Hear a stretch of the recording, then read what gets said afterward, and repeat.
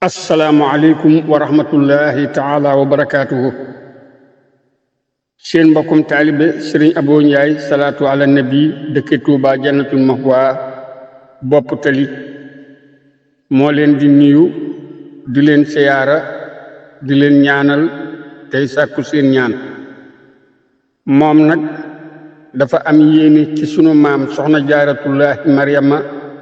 radiyallahu anha te bëgg ko yaatal ba ñépp man cee tàbbi bi mu gisee sëriñ bi taxawal daaray Maam Jaara ca Poroxaan di jàngal ay turandoom alxuraan di leen yar yarub lislaam ci la am yéene ak pas-pas ak yitte taxawalal ko daaray salaatu ala nabi bëgg ko ànd ak bokki taalibe yépp ngir jëmmi sunu boroom tabaraka wa taala di sàkku ci bépp daayira bu nekk ci réew mi ak bitim réew nu waajal màggalu poroxaan gi ci ay limi salaatu ala nabi rawatina sallallahu ala muhammadin addiyal ko soxna si tey sàkku ci jëwriñi daayira yi jëwriñ june buy jébbal sëriñ bi ab liggéeyam na fexe ba jébbalaale ko limub salaatu ala nabi ba mbooloo ma def ngir soxna si lépp nag ci taxawaayu daaira muxaddamatul kubra ku ci bëgg yeneeni leeral